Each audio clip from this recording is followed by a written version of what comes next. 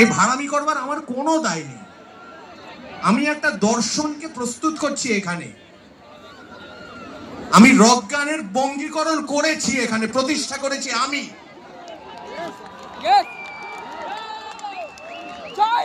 এটা প্রতিষ্ঠা করা অত সোজা ছিল না, এটা অত সহজ ছিল না। লোকে তো দাগিয়ে দিয়েছিল বাংলায় রক হবে না। যে কোম্পানিতে যেতাম সেই কোম্পানি ভাগিয়ে দিত বাংলায় রক হবে। কিন্তু এই যে বাংলার দর্শন, বাংলার পড়াশুনো, বাংলার অভিজ্ঞতা, এটা যদি আমি এই একটা অন্য ধরন, যেটা অজানা ধরন, সেটাতে এই বাঙালিত্ব যদি আমি না ফিউজ করতে পারতাম, এটা কি গ্রহণ করতেন মানুষ? এইভাবে দিনের পর দিন তারা আসতেন? তারা কি বোকা? তারা কি বোকা? কিন্তু আমার এখন মনে হচ্ছে আমার ছবি দিয়ে ভাই 5টা গালাগালি থাকলে আমি সেটা পড়বো, কারণ আমার ছবি যদি ব্যবহার হয় তাহলে সেটা দেখবার অধিকার আমার আছে। সেই অধিকার আমার কেউ কেড়ে নিতে পারে না।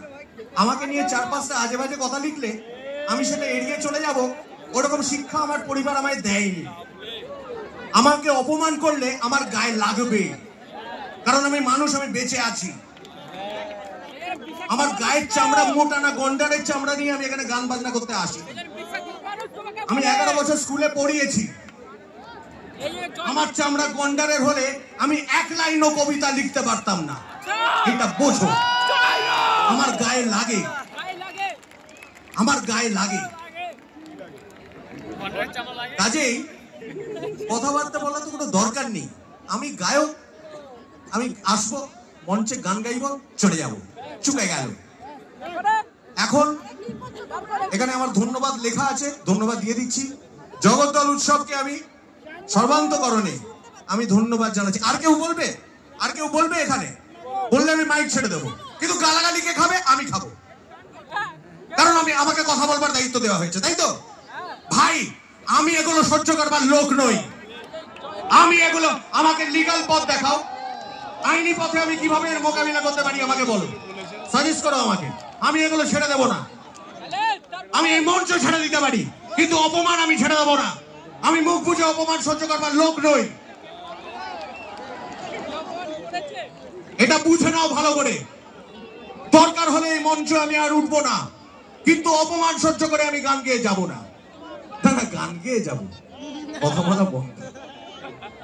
থ্যাঙ্কস টু জগদ্দল উৎসব কমিটি। উৎসব কমিটি সবাইকে আমার তরফ থেকে ধন্যবাদ জানাচ্ছি। এমএলএ মিস্টার সোমনাথ শ্যামের জন্য আলাদা করে একটা হাততালি চাইছি। চেয়ারম্যান মিস্টার দীপক লাহিড়ির জন্য আলাদা আলাদা করে হাততালি চাইছি। ইভেন্ট বাই ব্ল্যাক আইট, তাদের জন্য একটা হাততালি হবে।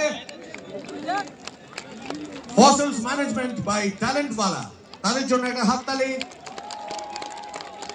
Sound and light by the sound, তাদের জন্য একটা জোরালো হাততালি। ওইখান থেকে শব্দ নিয়ন্ত্রণ করছেন শুভদীপ পান, একটা জোরে হাততালি তার জন্য। পেছনে যে ছবি আপনারা দেখছেন, সেই ছবি তৈরি করেছেন এবং সঠিক সময় চালাচ্ছেন অরিন্দম সেন, একটা জোরে হাততালি তার জন্য। যে আলোক সম্পাদ দেখছেন, তা তৈরি করেছেন এবং সম্পাদন করছেন অভিষেক বিহারী, তার জন্য একটা জোরে হাততালি। আর এইখানে আমার জন্য প্রয়োজনীয় লেখাপত্র ঠিক সময় প্রোভাইড করছেন ওইখান থেকে সুহদ্র মজুমদার, তার জন্য একটা জোরালো হাততালি। মঞ্চে আমাদের যাবতীয় সহযোগিতা করছেন যারা, জিনিসপত্র গুছিয়ে সাজিয়ে জুগিয়ে দিয়ে, তাদের জন্য হাততালি চাইবো। তাদের নাম বলবো: সুব্রত, শুভদীপ, শুভজিৎ। আর আপনারা আমার এই কথা শুনলেন, সহ্য করলেন, বেশি দিন আর সইতে হবে না। আমি টোটাল বোবা হয়ে যাব। আমি শুধু গান গাইবো, গান গেয়ে আমি চলে যাব, ব্যাস। আমার আর কোনো ডিউটি নেই। আমার পারিশ্রমিক তাতে কমে যাবে না।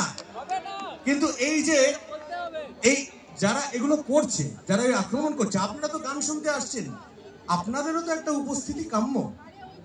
আপনারা তো কিছু বলছেন না, যা খুশি তাই বলে যাবে, আর আমাকে সব সহ্য করতে হবে না। আমি সেই লোক না। আমি যদি সেই লোক হতাম তাহলে আমি বাংলা রক করতাম। আমি অ্যাগ্রেসিভলি গান গাইলে ঠিক আছে, অ্যাগ্রেসিভলি কথা বললে ঠিক নেই কেন? গানটা আসল নয়, কথাটা নকল হতে হবে, গানের সঙ্গে কথার প্যারিটি থাকবে না।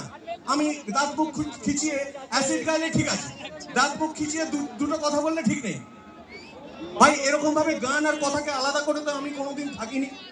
আমার গানগুলো তো আমার কথা, ওগুলো তো আসল কথা, ও তো আমার আত্মজীবনীর অংশ। তাহলে তখন তো কেউ বললো না যে এই লোকটা পাগল, একে পাগলের ডাক্তার দেখাও, কই তখন তো বললো না, আমার গান শুনে তো বললো না, কথা শুনে বলছে কেন? তাহলে হয় এই পৃথিবী পাগল নয় আমি পাগল, তাহলে তো ভাই এই পৃথিবী আমার জন্য নয়, তাহলে তো ভাই আমি অ্যাডজাস্ট করতে পারছি না এখানে। ভাই প্রতিবাদ মিছিল কোথায়? প্রতিবাদ মিছিল হবে না?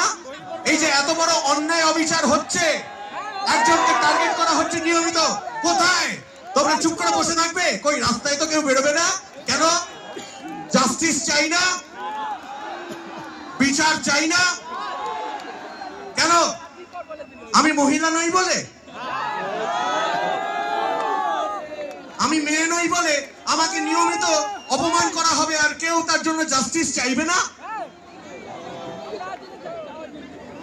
এটা কিন্তু আমার ভাই, আমি এইরকম লোক না, আগেই বলছি, এটা আমি ওই রকম লোক না। দরকার পড়লে এই মঞ্চে আমি উঠবো না, কিন্তু অপমান হজব করে সেলিব্রিটি আমি হব না। আমার ওই গন্ডারের চামড়া নেই, আমি পরোয়া করি না, আমার কোনো সেলিব্রিটির তো দরকার নেই।